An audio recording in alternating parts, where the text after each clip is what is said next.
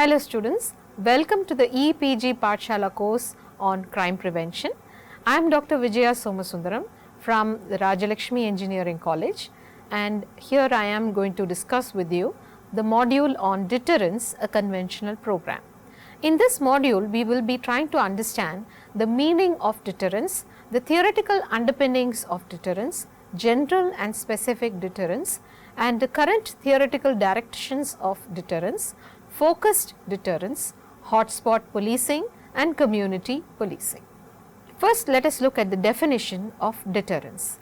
Deterrence is the principal mechanism by which the state authority seeks to reduce offending and increase public safety.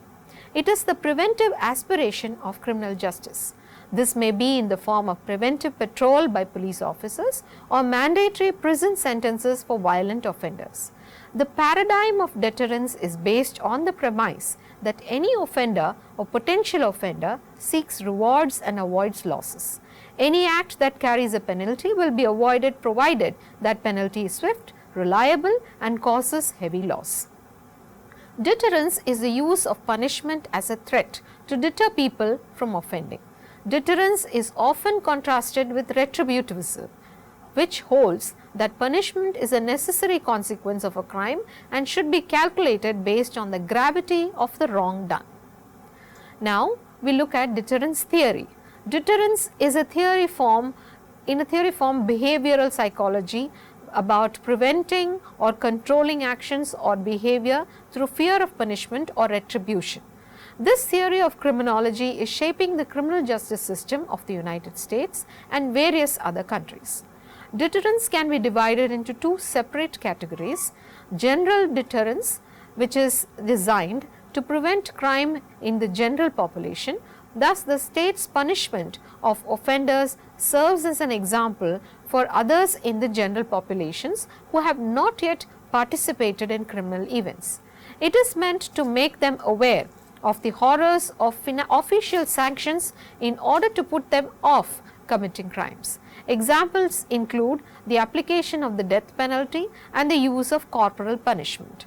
Specific deterrence is designed by the nature of the proscribed sanctions to deter only the individual offender from committing that crime in the future.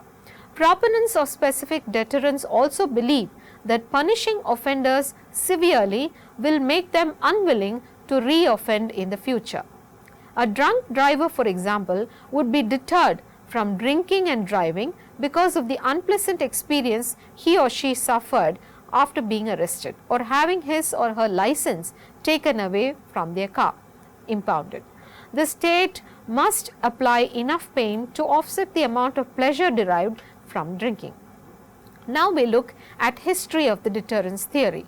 The deterrence theory of punishment can be traced to the early works of classical philosophers such as Thomas Hobbes, Cesare Beccaria, and Jeremy Bentham. Together, these theorists protested against the legal policies that were founded on spiritualistic explanations of the time. These thinkers provided the foundation for modern deterrence theory in criminology. Severity, certainty, and celerity of punishment.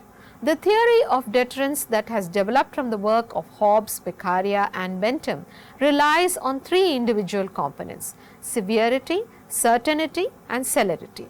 The more severe a punishment, it is thought, the more likely that a rationally calculating human being will desist from criminal acts. To prevent crime, therefore, criminal law must emphasize penalties to encourage citizens to obey the law. Punishment that is too severe is unjust, and punishment that is not severe enough will not deter criminals from committing crimes. Certainty of punishment simply means making sure that punishment takes place whenever a criminal act is committed. Classical theorists such as Beccaria believed that if individuals know that their undesirable acts will be punished, they will refrain from offending in the future. Moreover, their punishment must be swift in order to deter crime. The closer the application of punishment is to the commission of the offense, the greater the likelihood that offenders will realize that crime does not pay. In short, deterrence theorists believed that if punishment is severe, certain and swift, a rational person will measure the gains and losses before engaging in crime and will be deterred from violating the law if the loss is greater than the gain. Classical philosophers thought that certainty is more effective in preventing crime than the severity of crime. They rejected torture as a means of eliciting confessions and the death penalty as an effective means for punishing murderers and perpetrators of serious crime. Current research on deterrence is as follows. The current hypothesis continues to be a key element of Western criminal law and criminal justice systems. Today, the idea that sanctions deter criminals has influenced penal sanctions in death penalty cases and other areas of criminal sentencing. It is believed that better deterrence can be achieved by establishing of more prisons, increased penalties, longer sentencing severity, certainty of conviction and sentencing, and the hiring of more police officers. Together, these policies would control and reduce the recidivism of convicted offenders and curtail the participation in crime by future offenders. Yet, despite the merits of the deterrence argument and until 1969, when criminology started again to test the deterrence hypothesis, empirical measurement of the theory have been scant. Prior to the 1960s, studies focused only on the philosophical ideas of the deterrence doctrine, its humanitarian orientation and its implication for punishment. One popular research endeavor that actually tested the deterrence theory in 1968 concluded that homicide might be deterred by both certainty and severity of punishment. In research conducted in 1969, criminologist Charles Tittle found support for the theory and concluded that the certainty of punishment deters crime, but that severity can only deter crime when certainty of punishment is reasonably guaranteed. Other studies in the 1970s have also challenged the validity of the earlier empirical findings, arguing instead that variations in police record keeping could account for the results on certainty. When it comes to celerity of punishment, prior and current studies have generally avoided its inclusion in deterrence measurement. Most important, much of the empirical analysis of the deterrence value have been focused on whether capital punishment deters potential offenders from engaging in homicide acts. Collectively, the empirical results of the death penalty studies have concluded that death penalty does not deter murder. Now we look at focused deterrence, which is a conventional program. Focused deterrence strategies, also referred to as pulling levers policing or problem-oriented policing strategies, that follow the core principles of deterrence theory. The strategies target specific criminal behavior committed by a small number of chronic offenders who are vulnerable to sanctions and punishments. Offenders are directly confronted and informed that continued criminal behavior will not be tolerated. Targeted offenders are also told how the criminal justice system, such as the police and the prosecutors, will respond to continued criminal behavior, mainly that all potential sanctions or levers will be applied. The deterrence-based message is reinforced through crackdowns on offenders or groups of offenders, such as gang members, who continue to commit crime despite the warning. In addition to deterring violent behavior, the strategies also reward compliance and non-violent behavior among the targeted offenders by providing positive incentives such as access to social services and job opportunities. Now we look at target population focused deterrence strategies. Generally, these target a specific type or a group of offenders, such as youth gang members or repeat violent offenders.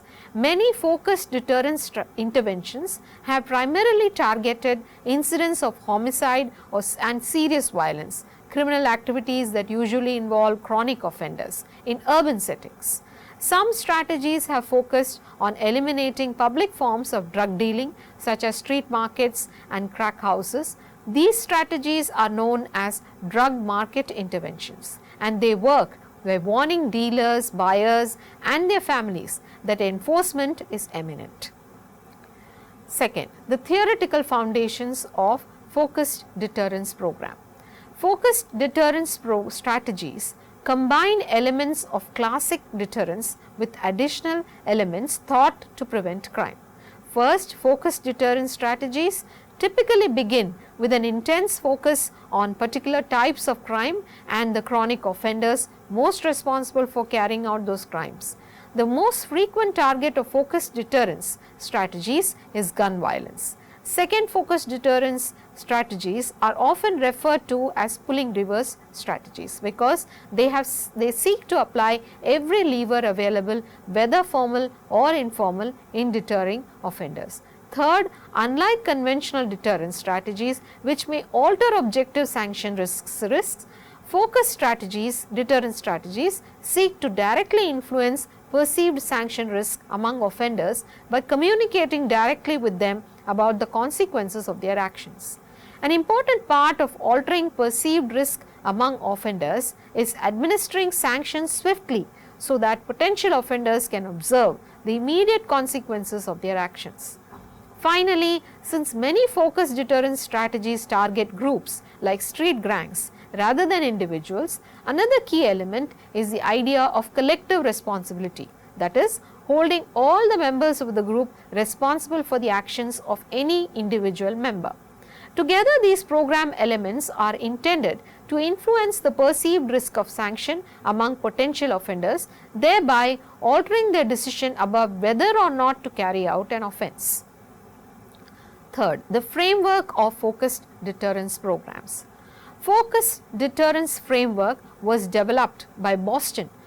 In Boston during 1990s, Operation Ceasefire was a problem-oriented policing project to stop serious gang violence by directly communicating to gang members that violence would no longer be tolerated and backing up that message by pulling every lever legally available when violence occurred. At the same time, youth workers, probation and parole officers and other community-based organizations offered services and resources to gang members. At a general level, the approach of focused deterrence strategies includes the following: selecting a particular crime problem such as youth homicide, convening an interagency working group that may include law enforcement, social service and community-based practitioners, developing a response to offenders or groups of offenders that use a variety of sanctions or pulling levers to stop continued violent behavior, then focusing social services and community resources on target offenders to match the prevention efforts by law enforcement and directly and continually communicating with offenders to make them understand why they are receiving special attention. The fourth part we are going to deal with is hotspots policing. Over the past 2 decades, a series of rigorous evaluations have suggested that police can be effective in addressing crime and disorder when they focus in on small units of geography with high rates of crime. These areas are typically referred to as hotspots, and policing strategies and tactics focused on these areas are referred to as hotspots policing or place-based policing. This place-based focus stands in contrast to traditional notions of policing and crime prevention, more generally which have often focused primarily on people, police beats, precincts and districts, determine the allocation of police resources and dictate how police respond to calls and patrol the city. With place-based policing, however, the concern is with much smaller units of geography than the police have typically focused upon. Places here refer to specific locations within the larger social environment or communities and neighborhoods, such as addresses, blocks of streets or small clusters of addresses or blocks of smaller streets.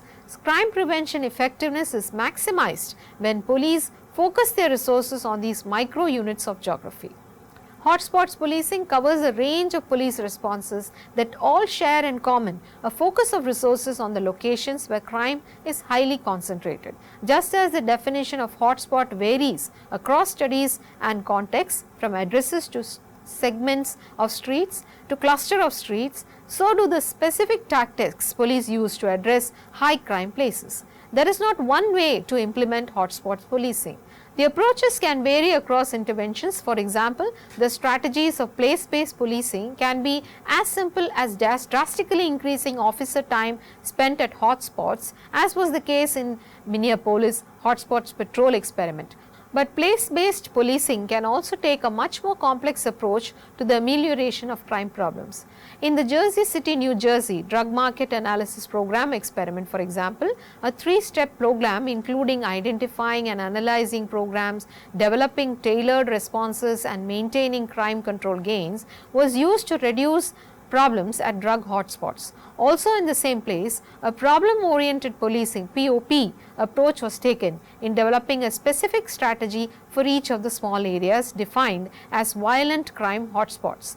Predictive policing shares in common a focus on place-based prevention efforts, although the focus is more on predicting where crime is likely to occur in the future rather than responding to past or ongoing crime concentrations.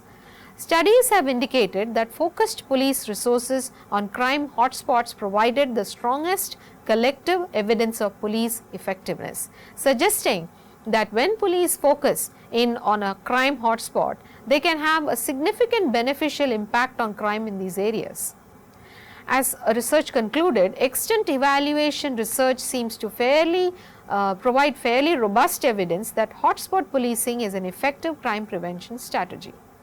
In another research meta-analysis of experimental and quasi-experimental studies, they found that an overall significant average effect of hotspots policing suggested a meaningful benefit of the hotspots approach in treatment areas compared to control areas. Importantly, there was little evidence to suggest that spatial displacement was a major concern in hotspots intervention. Crime did not simply shift from hotspots to nearby areas. The Minneapolis hotspots patrol experiment suggested that increased police presence alone leads to some crime and disorder reduction. Officers were not given specific instructions on what activities to engage in while in hotspots. They were simply told to increase patrol time in the treatment hotspots.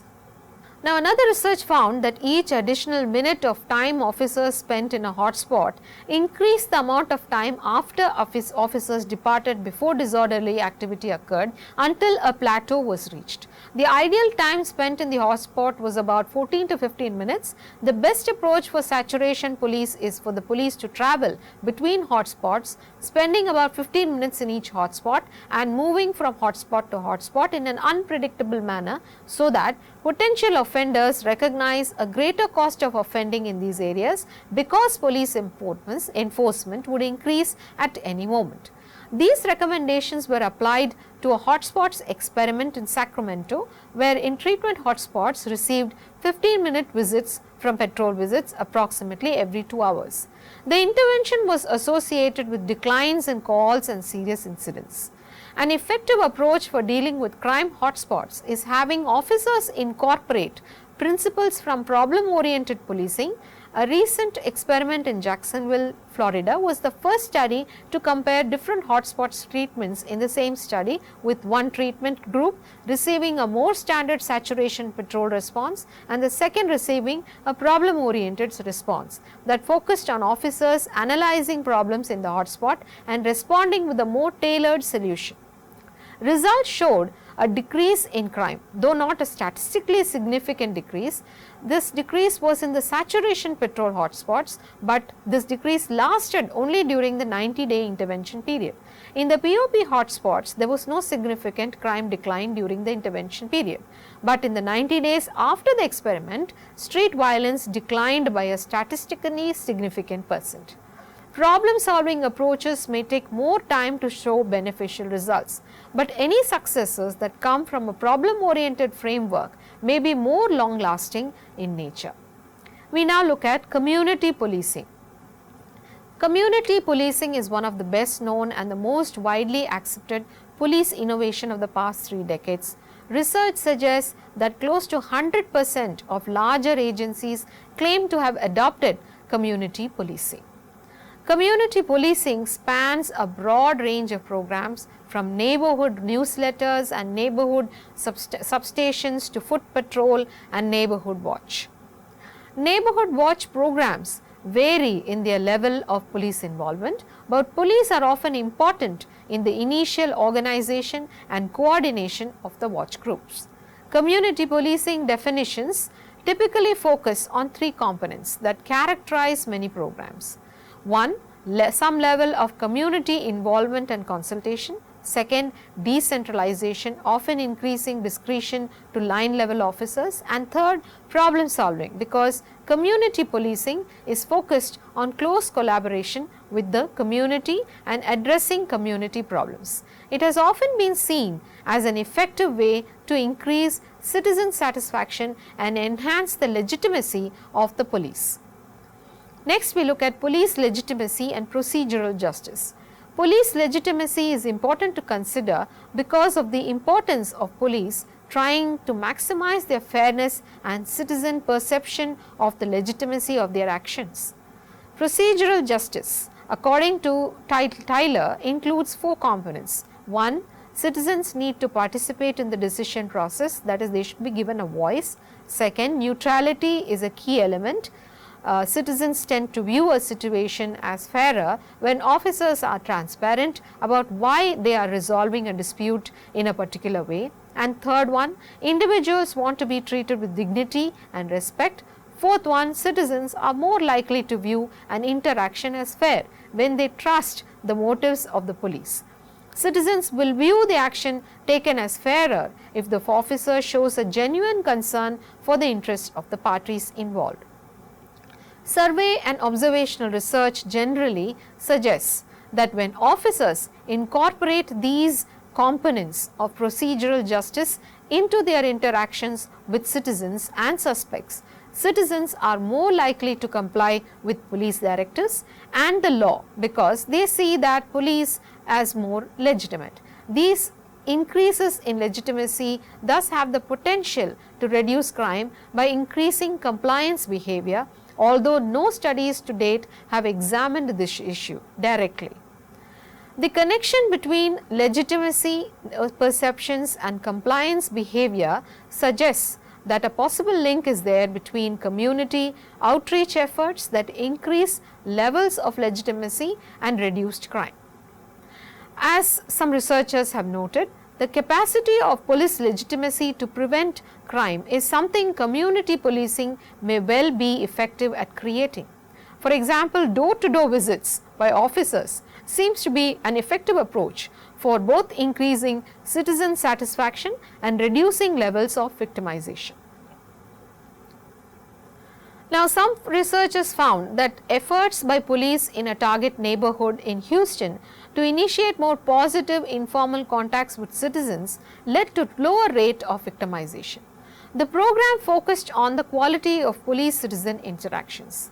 Aspects of community policing can be combined with other successful interventions in ways that may increase their overall effectiveness. For example, some researchers describe a community-oriented approach to hotspots policing focused on community consultation on the tactics used in hotspots and the efforts to ensure that hotspot policing strategies do not damage police-residents relationships. As these researchers indicate, dealing with hotspot locations in a collaborative and transparent way has great potential to improve police community relations and enhance overall police legitimacy. Procedural justice and community policing were both emphasized in the recommendations to President Obama's task force on 21st century policing. For example, the task force recommends that law enforcement culture should embrace a guardian mindset to build public trust and legitimacy. Toward that end, police departments should adopt procedural justice as the guiding principle for internal and external policies and practices to guide their interactions with the citizens they serve. In the area of community policing, the task force focused in particular on community participation. The task force recommended using strategies that reinforce the importance of community engagement in managing public safety and the working with neighborhood residents to co-produce public safety through problem-solving efforts. Some researchers conducted a Campbell systematic review to examine the impact of community policing on crime and disorder, fear of crime, legitimacy, and citizen satisfaction. Their results suggested a small impact on violent crime, a non-significant impact on property crime, and a small effect on fear of crime. Community policing programs, therefore, may be one way for the police to incorporate principles of procedural justice into their interactions with citizens and as a result improve police-community relations. In a related systematic review, particular researchers examined police interventions designed to enhance procedural justice and increase citizen perceptions of police legitimacy. They focused on interventions that incorporated at least one component of procedural justice: participation, neutrality, dignity, respect, trustworthy motives, and their findings suggested that the promise of police efforts to enhance legitimacy, although their review covered a range of studies, most of which included multiple kinds of interventions, making it difficult to disentangle the specific impact of procedural justice, there was evidence that these interventions increased citizen satisfaction, cooperation, and levels of procedural justice. Bennett and colleagues looked specifically at the effectiveness of neighborhood watch programs and found overall that neighborhood watch is associated with a significant crime reduction, suggesting further crime control benefits for this type of community policing program. There are several similarities and overlapping features between focused deterrence strategies and other policing models such as community-oriented, problem-oriented, and hotspot policing. Community-oriented policing draws on a variety of approaches to address crime and disorder issues. Often, partnerships are formed between law enforcement and organizations outside of policing, especially community-based groups. Hotspots policing strategies rely mostly on traditional law enforcement approaches. However, police powers and resources are directed towards dealing with a specific crime-ridden area or group of offenders. Problem-oriented policing combines the resources targeting strategies of hotspots policing with the variety of approaches of community-oriented policing.